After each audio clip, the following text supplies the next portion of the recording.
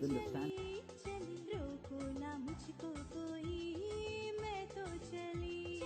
Shit, once again.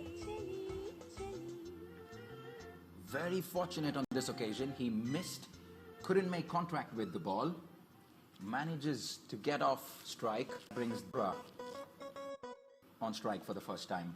Yeah, it looked like he was trying to go up and over again, and possibly just lifted the head.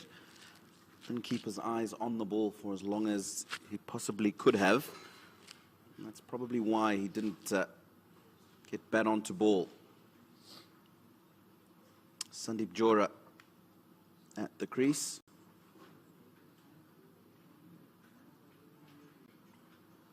Wonderfully bowled by Sean Williams. Has that ability to get the ball to turn, whether he's given it air or not, and that's what makes him so difficult to face sometimes. And then he's got one that slides onto the bat as well. Sandeep Jora earlier this year against UAE certainly can hit the ball a long way, and they will need him to bat right up till the very end if Nepal will have to put up a competitive total, because right now it certainly is Zimbabwe with the advantage. We're coming to the end of the 11th over, 59 for 4 now. And barring Dipinder Singh Airi's innings, Nepal have been pretty ordinary with the bat this evening.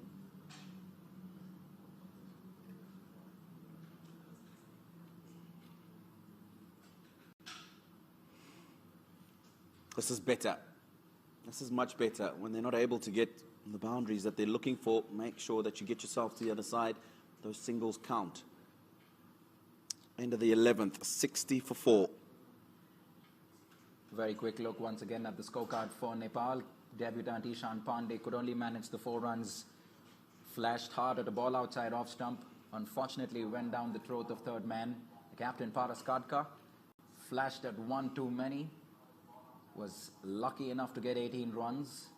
Arif Sheikh looked pretty decent for his 8. An excellent catch by Wellington Mazakatsa. And Dipinder Singh Airi, well, he's been the standout for Nepal. 25 of 17. He's been sweeping and sweeping comfortably. He's going to be on strike over number 11, and it's going to be Wellington Mazakatsa to continue for the first time from the far end. Good figures so far. 7 for 1 in the 2 overs that he's bowled.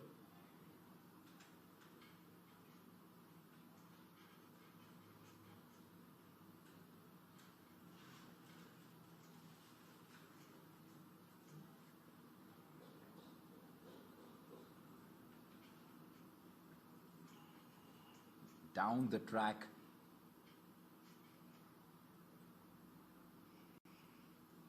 They pinch a single.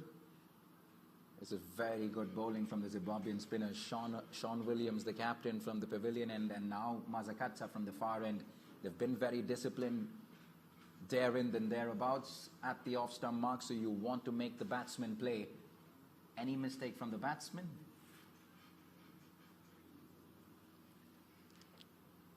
Talking about the Zimbabwean spinners and doing well, the left-arm spinners in particular. Wellington Mazakatsa, very adept in this version of the game, gets through his overs quickly. Quite often gets the batsman to hit the ball where he wants him to, which means a lot less in terms of boundaries. That one again, just holding in the surface. And work from the captain Sean Williams at cover. But before you know it, he's bowled 4 or 5 balls in the over, and you guys haven't got a boundary. A couple of singles. And quite often, because of that, creates pressure for the batsman, and often the other end is where the wickets come from.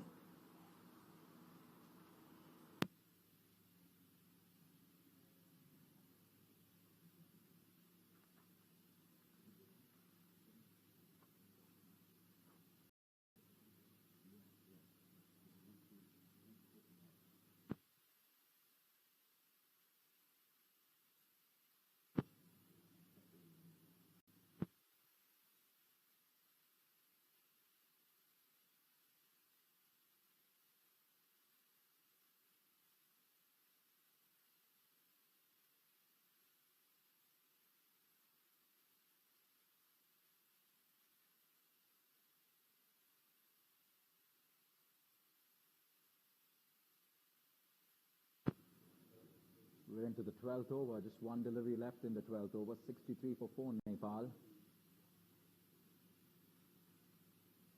Short ball, a miss from the keeper. And we're lucky enough to get 4 runs, Nepal. We come to the end of the 12th over, and Nepal lucky enough to get 4 runs there. 67 for 4, with Dipendra Singh Airi batting on 27. We still have Karan Casey in the ranks, and he can tonk it, mind you. He can certainly hit the long ball, and we saw him do plenty of that in the Everest Premier League late last year. Karan Casey can strike it at a good rate, and he's very valuable with the ball in hand as well.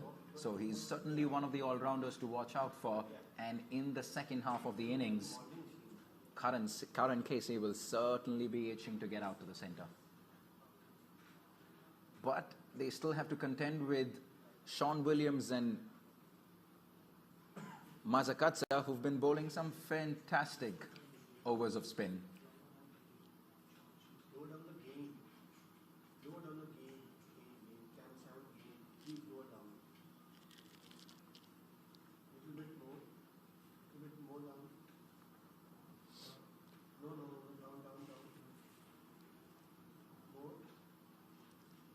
Nepal will be hoping that Dipendra Singh can bat through these next few overs.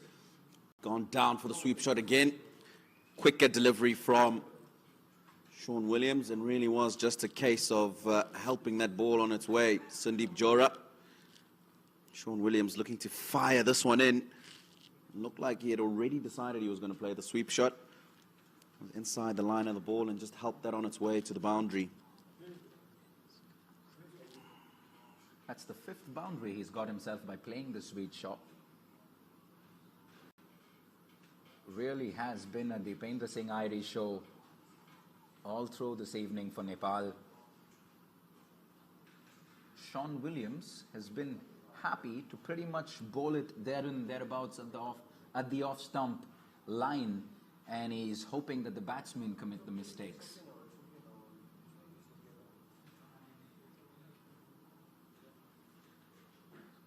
I think the case has been for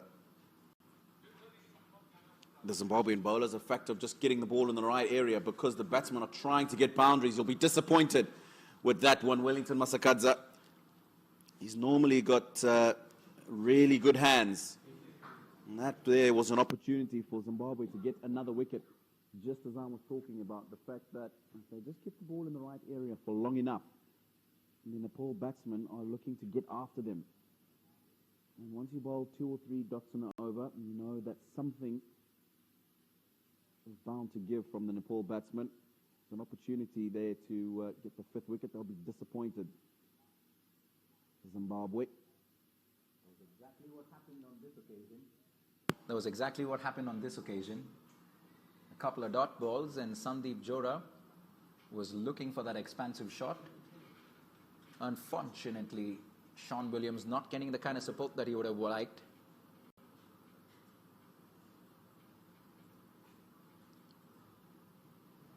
Wellington Mazakatsa should have taken that, and that should have been wicket number 5 for Zimbabwe. 13 overs completed, 7 to go. Nepal 74 for 4.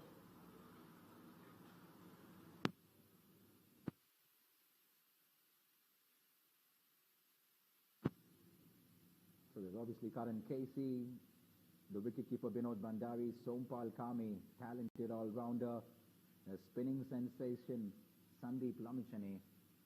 And you certainly want to watch out for Avinash Bora. He is the Lasith Malinga of Nepal cricket.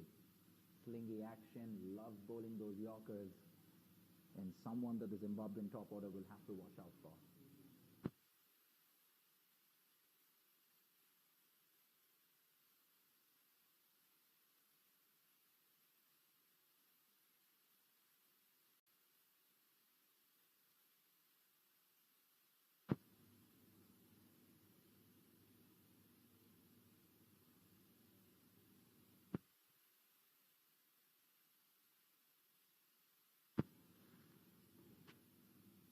Wellington Masakadza to bowl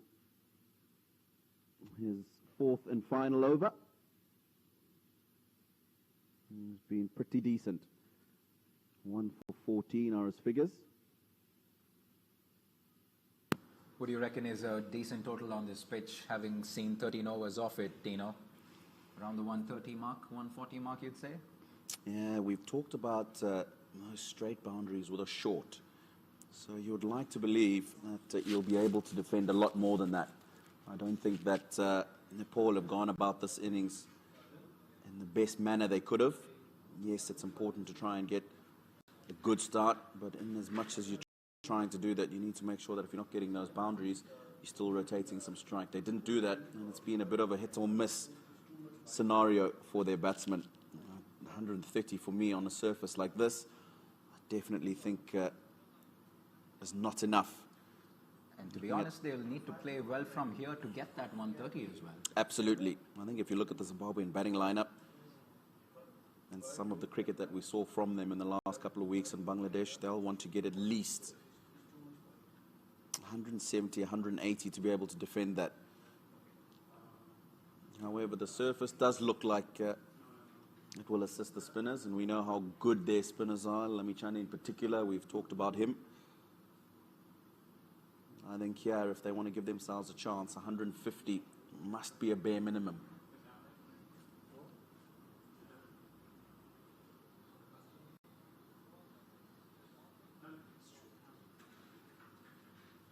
Very disciplined effort from the two left-arm spinners from Zimbabwe, Wellington Mazakatsa and the captain Sean Williams.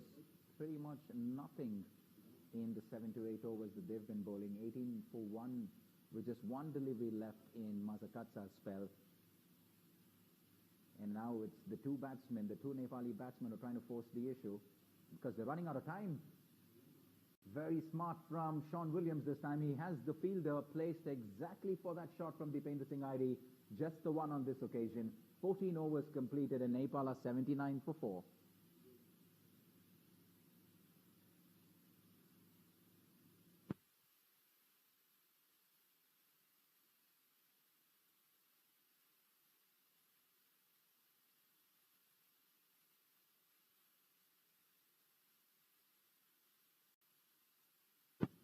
All right, with just 6 overs left in the first innings, time for a little change in the commentary box. It's time to get the batting coach of the Zimbabwe team, Stuart Matsakaneri, and Tino's going to be talking to him to get a little sense about this young and talented Zimbabwean team. Stuart, welcome to Singapore. Thank you so much. Tino, over to you. Thank you, Navneet. Just as we start the 15th over. 79 for 4. Nepal.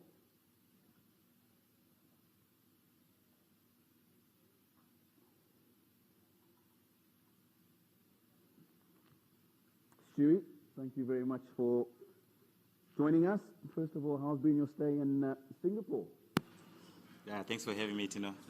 Singapore has been good. We've been... The welcome here has been really good. The Singapore guys are really looking after us, so we've enjoyed it so far. And obviously, to start off now, to get going with the cricket is even better. Obviously, coming from the tour of Bangladesh, where registered a win in the last game against Afghanistan. As we see that sweep shot being employed again by the batsman from Nepal, Jora. Gets another boundary. Just talk to us a little bit about the team. Obviously, senior guns have gone home, the majority of them, and a lot of youth and mixing with the experience.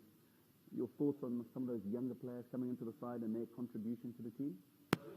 Yeah, obviously, you know, with where we are at this stage, the next big thing for Zimbabwe in the future is obviously the 2023 World Cup. So with a view of building up to that, the selectors have decided to go with a much younger group of players. So the idea is to have them play as much, to get them exposed as much as possible, that they learn their lessons right now, and then, you know, in the next couple of years, we're looking to have a really strong international side out. Yeah, of course, Zimbabwe will be missing out on the World T20 qualifiers, but as you say, really important for the team to build towards that next World Cup. Obviously, you're in charge of the batting department. Any young up-and-coming names that have joined the team for this tour? Yeah, like you say, my job is mainly with the batting.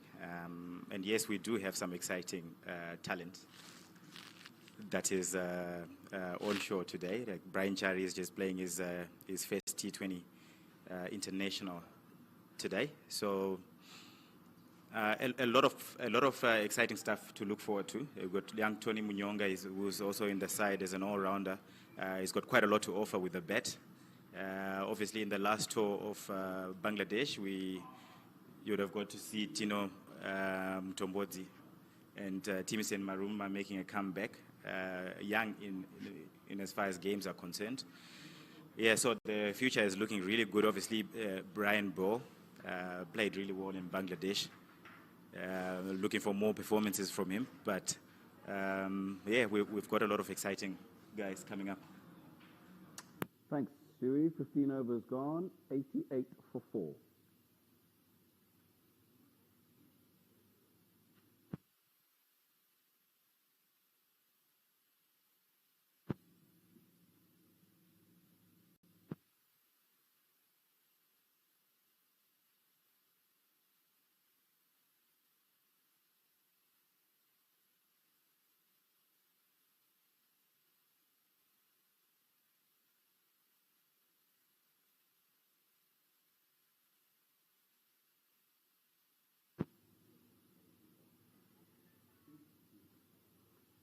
So, beginning of the 16th over, Nepal 88 for 4. I'm joined in the commentary box by former Zimbabwe international Stuart Matikinyeri, now looking after the batting department for the Zimbabwe team. Stuart, you made mention just now about Ryan Burl, who obviously had a pretty impressive tour of Bangladesh, his first half-century in T20 international cricket. We've lost the services of Hamilton Masakadza, coming to the end of his career on this last tour. But a few other batsmen who you'll feel will be able to replace the likes of Hamilton in the middle order. Ryan Ball, you talked about. Richmond Mutumbani, he had a really good season last year domestically. Coming in, he got a half-century there as well. Sinotenda Mtombodzi, who had a really good partnership with Ryan Burl in one of the games there, all showing that they can make the step up to international cricket. And, you know, the future looks bright in terms of middle order, top to middle order batsmen who can do the job for Zimbabwe.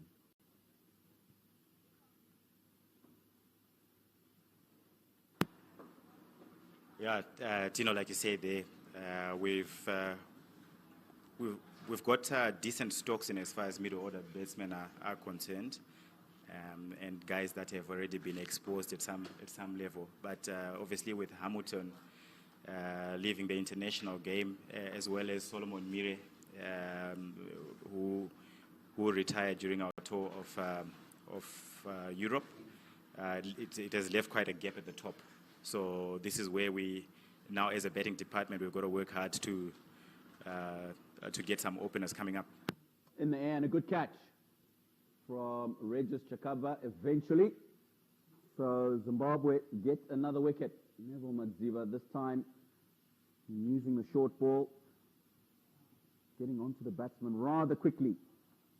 All he managed to do was just get the top edge. Regis Chakaba taking a decent catch in the end. So another wicket falls for Nepal. The fifth one, that is. 89 for 5 now.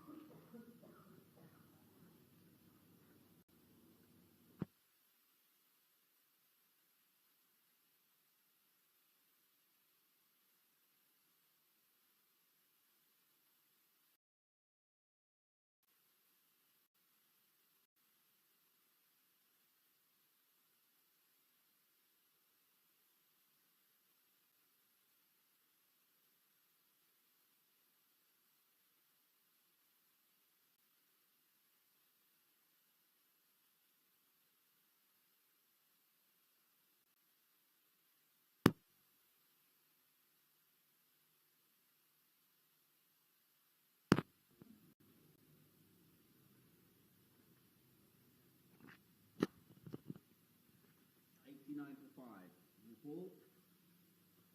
Neville Madziva getting his first wicket of the day.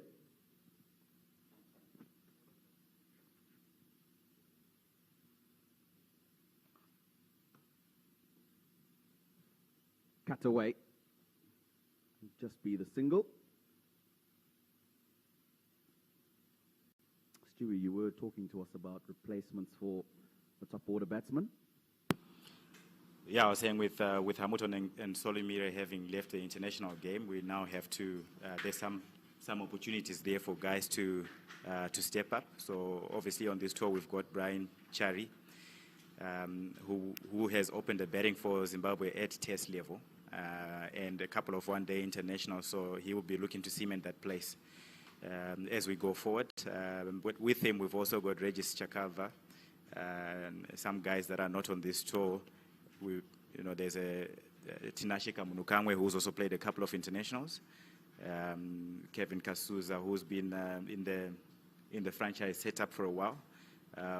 We've also got a young Tafadzwa Tsiga, who's shown some promise. So I'm sure the selectors will be looking at those guys and looking to fill those shoes going forward.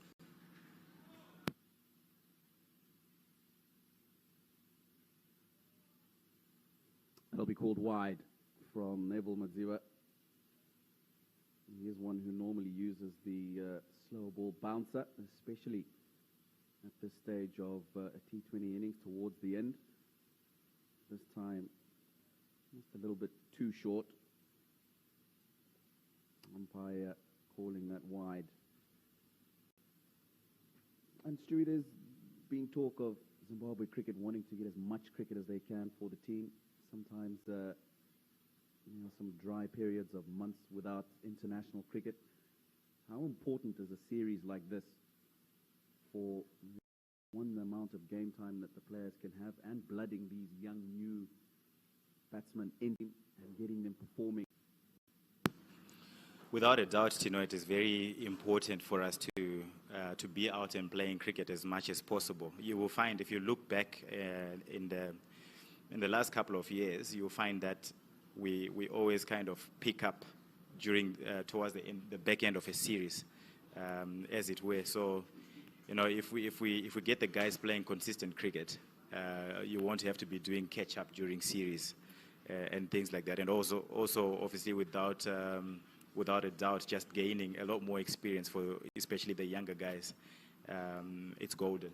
So I'm sure Zimbabwe cricket will be doing all they can to make sure that the guys are playing a lot. Right, the end of the 16th over, Nepal 94 for 5.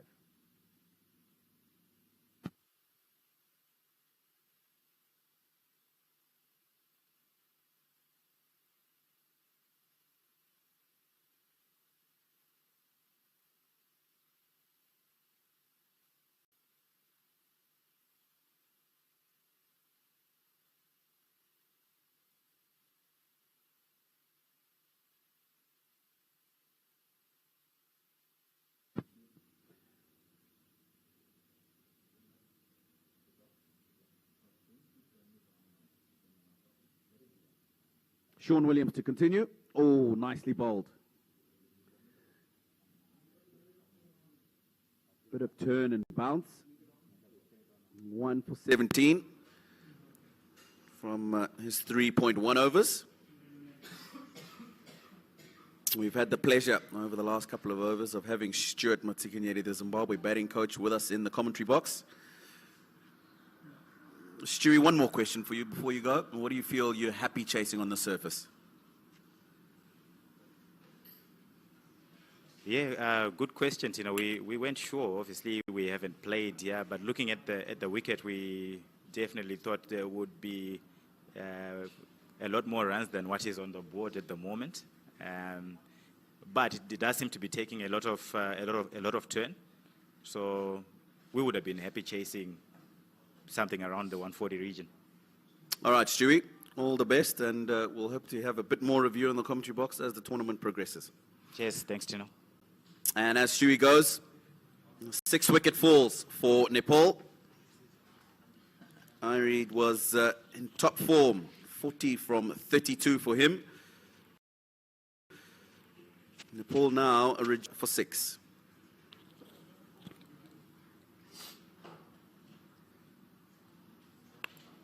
They needed the set batsman to be in the center right up till the very end. Dipinder Singh Airi getting out pretty much at exactly the wrong time. 40 valuable runs of just 32 deliveries.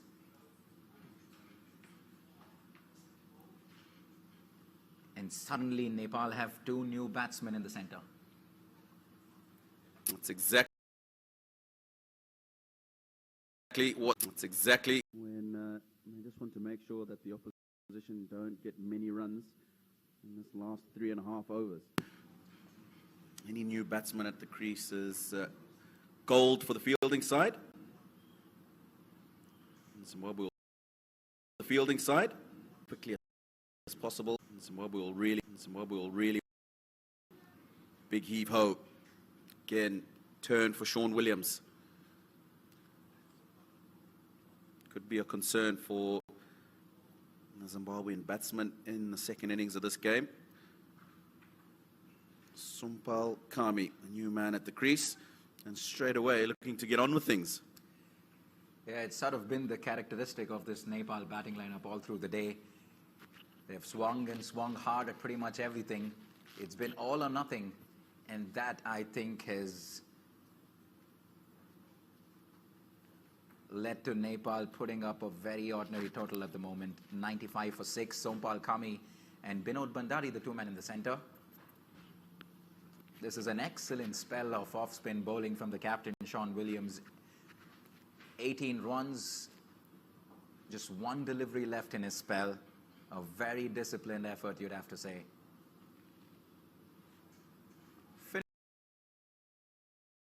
Finishes it off with take that any day in a T20 game. And along with Wellington Mazakatsa, these 2 boys have contributed 8 valuable overs so for Zimbabwe. 17 overs completed, and Nepal 95 for 6.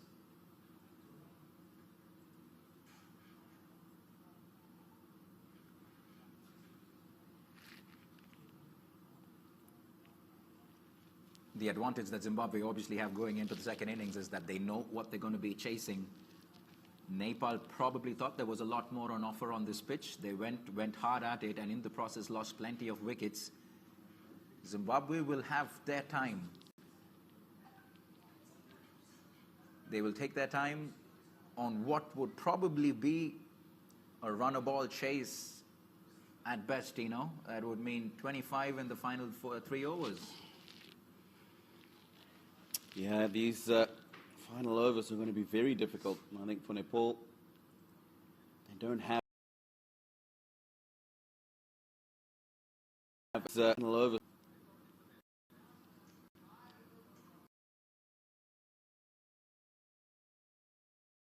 Batsmen at the crease. It's going to be very tricky for them to get any sort of momentum going into these last few overs. If they do manage to get 25 in these last 3 overs, I think they've done a pretty decent job. Yeah, but the big question is 120 enough on this track? This is match number 1. So obviously going to be very interesting to see how the pitch plays out in the second innings. Not too sure if it's going to be any different from what we've seen in the first 20 overs, Tino, but with that being said, Nepal have an excellent lineup of spinners. They do have a talented bowling lineup. That's the thing. I think if they can get themselves to 120, and if they get early wickets in the Zimbabwean innings, then they'll give themselves the best chance. Short ball. Looks to pull it down the leg side. Couldn't make contact. Good pace on offer there for Tendai Chatara. And Sompal Kami misses out. Very interesting that Karan Casey is still in the dugout. We've seen him play some fantastic knocks in the final few overs, especially in the Everest Premier League. He can certainly play the long ball.